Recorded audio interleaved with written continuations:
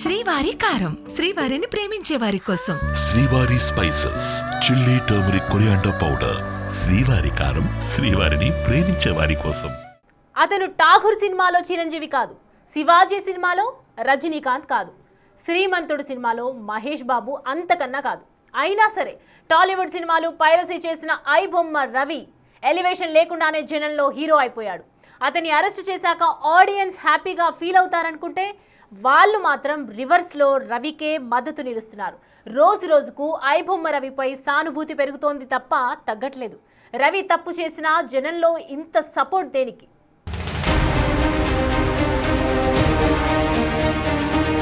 ఒక్క అరెస్ట్ తెలుగు రాష్ట్రాల్లో చర్చకు దారితీసింది.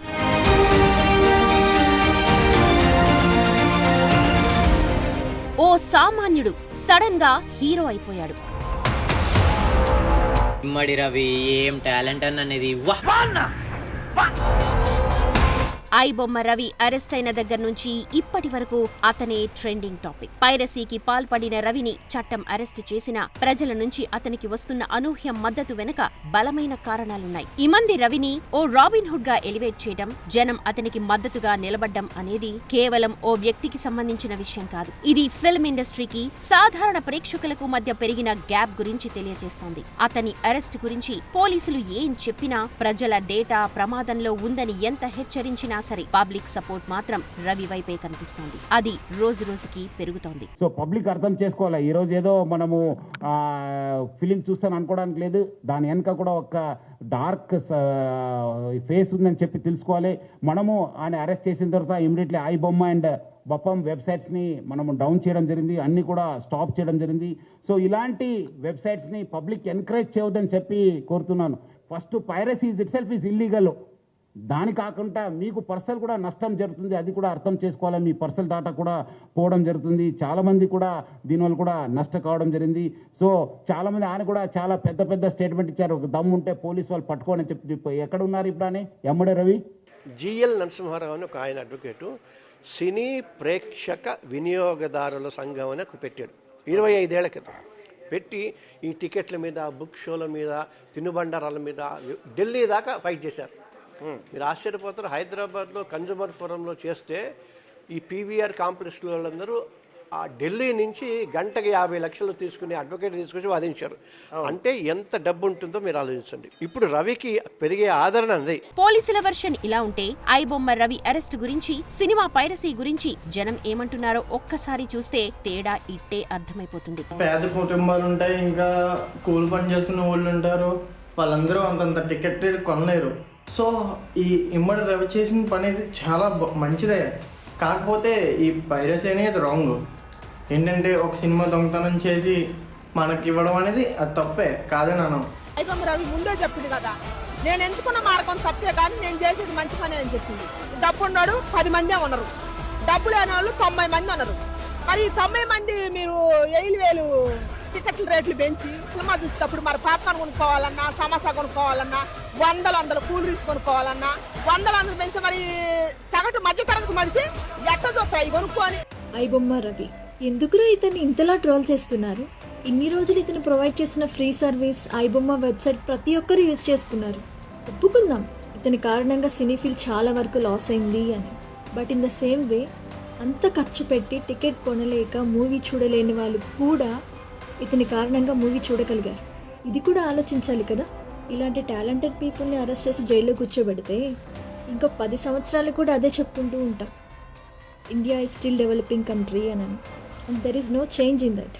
ఇది వరుస. ఐబొమ్మ రవి అరెస్ట్, సినిమా పైరసీపై జనం రియల్ ఫీలింగ్ ఇది. ఒక్క రవిని అరెస్ట్ చేసి జైల్లో వేసినంత మాత్రాన పైరసీ ఆగిపోతుందనుకోవడం అమాయకత్వమే అవుతుంది. పైరసీకి చెక్ పెట్టే ప్రయత్నాల్లో రవిని అరెస్ట్ చేయడం, ఐబొమ్మ, బప్పం సైట్లను డౌన్లోడ్ చేయడం కీలక పరిణామమే అయినప్పటికీ కేవలం ఇదొక్కటే పైరసీ ప్రాబ్లం కి శాశ్వత పరిష్కారం కాదు అన్న వాదన కూడా వినిపిస్తోంది. ఐబొమ్మ ద్వారా రూపాయి ఖర్చు లేకుండా తెలుగు సినిమాలు చూసేలా చేశాడు ఇమ్మంది రవి. దీనివల్ల నష్టపోయింది టాలీవుడ్ నిర్మాతలు, ఓటీటీలే తప్ప జనం కాదు. పోలీసుల వర్షన్లో చెప్పాలంటే ఈ పైరసీ వల్ల జనం డేటా ప్రమాదంలో ఉంది. బెట్టింగ్ కి కొందరు ఆకర్షితులై డబ్బులు పోగొట్టుకున్నారు. అందుకే ఐబొమ్మ లాంటి సైట్లకి వెళ్లి సినిమాలు చూడొద్దంటున్నారు. అయినా సరే ఐబొమ్మ రవి అరెస్ట్ ని జనం సెలబ్రేట్ చేసుకోవడం లేదు. పైగా అతనిపై సానుభూతి చూపిస్తున్నారు. ఈ అరెస్ట్ కేవలం టాలీవుడ్ వరకే బిగ్ రిలీఫ్ గా కనిపిస్తోంది. దీనివల్ల కొత్త సినిమాల అక్రమ స్ట్రీమింగ్, డౌన్లోడ్లు ఆగిపోతాయి.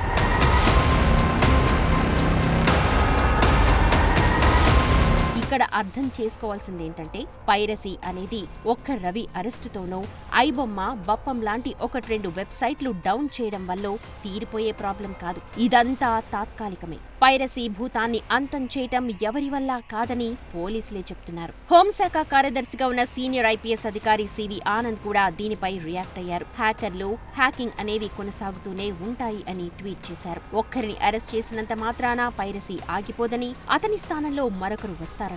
వాళ్లు మరింత టెక్నాలజీని ప్రదర్శిస్తారని చెప్పడం హాట్ టాపిక్ గా మారింది. కేవలం కొందరిని అరెస్ట్ చేశామన్న కారణంతో పైరసీ కానీ, సైబర్ నేరాలు కానీ పూర్తిగా ఆగిపోవడం అసాధ్యమన్నారు. పెద్ద దొంగతనాలకు పాల్పడిన దొంగల ముఠాని పట్టుకున్న తర్వాత దొంగతనాలు, దాడులు, మోసాలు ఆగిపోయాయా? మనిషి ఉన్నంతకాలం ఈ తరహా నేరాలు జరుగుతూనే ఉంటాయని సివి ఆనంద్ కాస్త ప్రాక్టికల్ గా ట్వీట్ చేశారు. వీటన్నిటికీ ఉన్న మార్గం నివారణ ఒక్కటేనని చెప్పారు. ఈజీగా డబ్బు సంపాదించాలనే కోరికల్ని తగ్గించుకోవాలని సూచించారు. సైబర్ క్రైమ్స్ పెరగడానికి అదే మూల కారణమని తెలిపారు. ఒక్క సివి ఆనంద్ ట్వీటే కాదు, మరో ఎగ్జాంపుల్ కూడా ఉంది. అవినీతి ఆరోపణలతో లంచం తీసుకుంటూ పట్టుబడ్డ టేక్మల్ ఎస్ఐని ఏసీబీ అరెస్ట్ చేసింది. దీనిపై తెలంగాణ డీజీపీ శివధర్ రెడ్డి రియాక్ట్ అయ్యారు. ఎస్ఐ ఏసీబీకి పట్టుబడ్డంపై ఆయన ట్వీట్ చేశారు. అందులో ఈ విషయంలో ప్రజలు సంబరాలు చేసుకున్న తీరుని ప్రముఖంగా ప్రస్తావించారు. ఎస్ఐ అరెస్టుపై జనం సంబరాలు చేసుకోవడం చూస్తుంటే వాళ్లు పోలీసుల నుంచి పారదర్శకత, నైతికత, సేవ ఆధారిత పోలీసింగ్ ని కోరుకుంటున్నారన్న విషయం అర్థమైందన్నారు. ప్రతి ఒక్కరూ బాధ్యతతో మెలగాలని సూచించారు. టేక్మల్ ఎస్ఐ లంచం తీసుకుని తప్పు చేశాడు, ఏసీబీకి దొరికాడు, జనం సంబరాలు చేసుకున్నారంటే ఓ అర్థముంది. ఐబొమ్మ రవి కూడా తప్పు చేశాడు, చట్ట ప్రకారం జైల్లో ఉన్నాడు. కానీ ఇతని విషయంలో జనం స్పందిస్తున్న తీరు మరోలా ఉంది. అక్కడ ఎస్ఐ చేసింది తప్పే, ఇక్కడ ఐబొమ్మ రవి చేసింది తప్పే. కానీ రవి ఒక్కడే ఎందుకు ప్రజలకు హీరోగా కనిపిస్తున్నాడు అన్నదే ప్రశ్న. బిగ్ టీవీలో ఐబొమ్మ రవినేమీ వెనకేసుకురావట్లేదు, అతను చేసింది కరెక్ట్ అని చెప్పట్లేదు. రవి చేసింది ముమ్మాటికి తప్పే. కానీ సమాజంలో ప్రజల ఆలోచన ధోరణి ఏ విధంగా ఉంది, జనం ఏం కోరుకుంటున్నారు అని చెప్పడానికి చేసిన ప్రయత్నమే ఇది. అందువల్ల పైరసీని పూర్తిగా అంతం చేయలేమనేది ప్రతి ఒక్కరూ ఒప్పుకొని తీరాల్సిన నిజం. కానీ దీనిని తగ్గించాలంటే మాత్రం మూలాల నుంచి మొదలు పెట్టాలి. లేకపోతే భారీ మూల్యం చెల్లించుకోవాల్సి వస్తుంది. పైరసీ సమస్య ఎంత పెద్దదో దానికి పరిష్కారం కూడా అంతే పెద్దది కావాలి. కానీ ఒక్క అరెస్టుతోనో మొత్తం సెట్ రైట్ అవుతుందనుకోవడం కరెక్ట్ కాదు అన్న వాదన గట్టిగా వినిపిస్తోంది.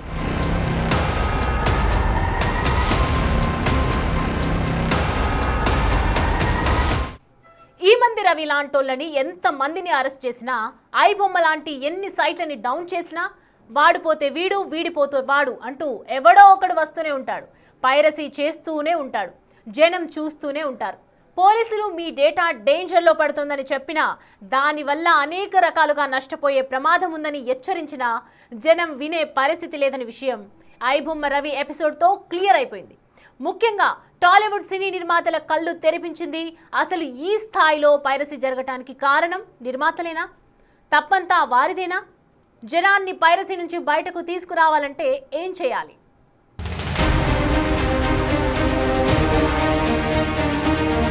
ఐబొమ్మ కేసులో ఇమ్మంది రవి అరెస్ట్ అయ్యాక 2 అంశాల చుట్టూ ఈ ఇష్యూ తిరుగుతోంది. అవే సినిమా పైరసీ, మరొకటి డేటా ప్రైవసీ. సినిమాలు పైరసీ చేయడం ఎంత నేరమో, పైరసీ కంటెంట్ చూడడం కూడా అంతే నేరం. కానీ పైరసీని అరికట్టడం సాధ్యం కాదని అందరికీ తెలుసు. పైగా పైరసీ వెబ్సైట్లోకి వెళితే మన పర్సనల్ డేటా కూడా సమర్పించుకోవాల్సి ఉంటుంది. ఇది కూడా జనానికి తెలుసు. మీ డేటా ప్రమాదంలో ఉంది అని పోలీసులు చెబుతున్నా జనం అంతగా పట్టించుకోవడం లేదు. ఎందుకంటే డేటా ఎవరి దగ్గర లేదు అని విధానాన్ని క్వశ్చన్ చేస్తున్నారు. Movie tickets platforms, e-commerce websites, shopping, fintech, food delivery apps, ఇలా చెప్పుకుంటూ పోతే లిస్ట్ చాలానే ఉంటుంది.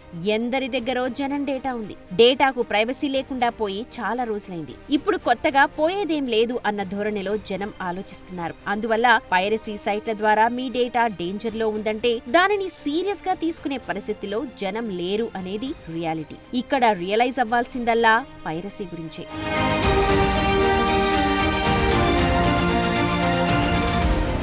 అరెస్ట్ తర్వాత ఇమ్మంది రవి ఆడియన్స్ లో హీరో అయిపోయాడు. ఇప్పుడు జనం అతనికి సపోర్ట్ చేస్తున్నారంటే పైరసీకి మద్దతు తెలిపినట్లే కదా. దీని వెనుక సామాన్య ప్రేక్షకుల ఆవేదన దాగుంది అన్న అభిప్రాయాలు వినిపిస్తున్నాయి. ఇమ్మంది రవికి సోషల్ మీడియాలో వస్తున్న సపోర్ట్ తెలుగు ఫిల్మ్ ఇండస్ట్రీని, పోలీసులను ఆశ్చర్యానికి గురిచేస్తోంది. చట్టపరంగా రవి చేసింది తప్పే అయినప్పటికీ సామాన్య ప్రజలు మాత్రం అతని వైపు స్టాండ్ తీసుకుంటున్నారు. ఐబొమ్మ రవికి జనంలో ఇంత సపోర్ట్ రావడానికి అనేక కారణాలున్నాయి. అందులో మొట్టమొదటిది విపరీతంగా పెరిగిన సినిమా టికెట్ ధరలే. ముఖ్యంగా పెద్ద హీరోల సినిమాలు విడుదలైనప్పుడు పండగ సీజన్లలో టికెట్ ధరలు సామాన్యుడికి అందుబాటులో లేకుండా పోతున్నాయి.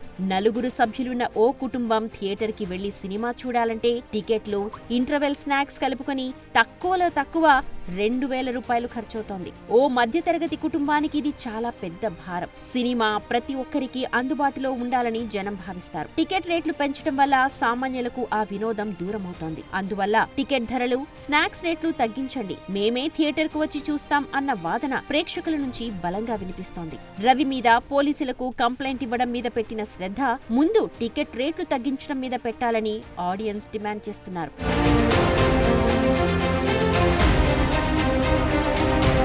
సినిమా థియేటర్లో మిస్ అయితే ఓటీటీలో చూసేందుకు వీలుంది. కానీ ఒకే ఓటీటీ ప్లాట్ఫామ్ లో అన్ని కొత్త సినిమాలు రావు. వేరువేరు సినిమాలు చూడాలంటే వేరువేరు ప్లాట్ఫామ్స్ కు డబ్బులు చెల్లించాల్సి ఉంటుంది. అన్ని సబ్స్క్రిప్షన్లు కొనేందుకు ఎంతో మంది సామాన్యుల ఆర్థిక స్తోమత సరిపోకపోవచ్చు. సో ఇంట్లోనో మొబైల్లోనో ఫ్రీగా హై క్వాలిటీలో కొత్త సినిమాలు చూసే ఫెసిలిటీ కల్పించిన ఇమ్మంది రవి జనానికి ఎంతో మేలు చేసిన వాడిలా కనిపిస్తున్నాడు. భారీ బడ్జెట్ సినిమాల పేరుతో కోట్లకు కోట్లు ఖర్చు పెట్టి హీరోలకు భారీ రెమ్యునరేషన్లిచ్చి ఆ ఖర్చు మొత్తాన్ని టికెట్ల రేట్ల రూపంలో తమ దగ్గర నుంచి లాగేస్తున్నారు అన్న ఫీలింగ్ ఇప్పటికే జనంలో ఉంది. అందువల్ల సినిమాలో ఖర్చుకు బదులు కంటెంట్ మీద ఫోకస్ పెట్టాలని చెప్తున్నారు. 100 కోట్ల రెమ్యునరేషన్ తీసుకునే హీరోల కోసం మా జేబులకు ఎందుకు చిల్లు పెడుతున్నారు అంటూ ప్రశ్నిస్తున్నారు. ఏదేమైనా ఐబొమ్మ రవి చేసిన పని చట్ట విరుద్ధమే. పైరసీ వల్ల సినీ పరిశ్రమకు నష్టం వాటిల్లుతోంది అనేది వాస్తవం. కానీ రవికి సామాన్య ప్రేక్షకుల నుంచి వస్తోన్న మద్దతు వారి ఆవేదనకు అద్దం పడుతోంది.